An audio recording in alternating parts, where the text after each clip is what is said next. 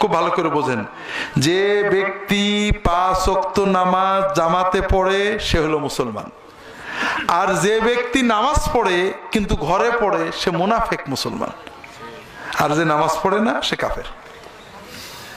কিন্তু আমরা জামাতের গুরুত্ব বুঝি না ভাই। সারা রাত তাহাজ্জুদ পড়ার চেয়ে জামাতে নামাজ পড়া অনেক গুরুত্ব।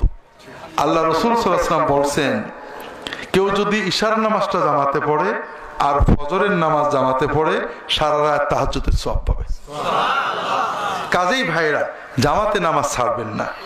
অনেকে বলে যে অমুকের পিছনে নামাজ হয় না, তমকের ও ভালো ইমাম না। জামাতে নামাজ পড়া আমার জন্য ওয়াজিব। ওই ইমামের গুনাহতে আমার কিছু হবে না। ইমাম খারাপ হলে গুনাহ হবে মসজিদ কমিটির, সভাপতির, সেক্রেটারির। আমি সাধারণ মুসল্লি, আমার জন্য ওয়াজিব দায়িত্ব জামাতে নামাজ পড়া। কাজেই জামাতে নামাজ পড়বেন, জামাত যেন মিস না হয়। যদি কোথাও মাঠে ঘাটে থাকেন, ওই 2-3 জনে মিলেই জামাত করবেন, এটাতেও কিন্তু জামাতের সওয়াব পেয়ে যাবেন। একা পড়বেন না।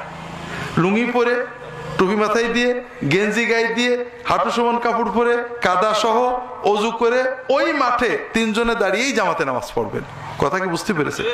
জামাত ছাড়া যেন 1 ওয়াক্ত নামাজও না হয়। আর বিশেষ করে ফজর এবং ইশার জামাত, মসজিদে যাওয়া হলো ঈমানের লক্ষণ, আর বাড়ি পড়া হলো মুনাফিকের লক্ষণ। রাসূলুল্লাহ সাল্লাল্লাহু আলাইহি ওয়াসাল্লাম বলছেন, আফকালুস সালাতি আলাল মুনাফিকিন আল আতামাতা ওয়াস সুবহ। মুনাফিকদের জন্য সবচেয়ে কঠিন হলো ফজরের জামাতে আসা আর ইশার জামাতে আসা। যদি তারা বুঝতো যে মসজিদে গেলে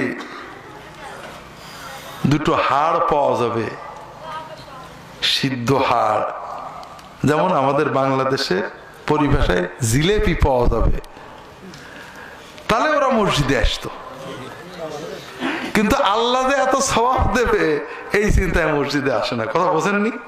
যদি ছেলে ফেলে শোনে জিলেপি আছে, ঠিকই মসজিদে যায়।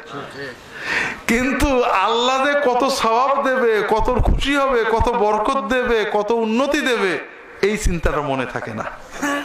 আর ইমানদারের চিন্তা থাকে আমার জিলেপির দরকার কি, আমার আল্লাহ খুশি হবে, আমার বরকত দেবে, দোয়া কবুল করবে, এই চিন্তা নিয়ে জামাতে নামাজে যেতে হয়। ঠিক না ভাই? আমরা যারা নামাজে জামাতে যাই অনেক ভুল করি। আগে নামাজের ভুলগুলো ধরি। নামাজ 3 প্রকার: আরব দেশের নামাজ, বাংলাদেশের নামাজ, আর ইসলামী নামাজ, সুন্নতি নামাজ। বাংলাদেশের নামাজ কি?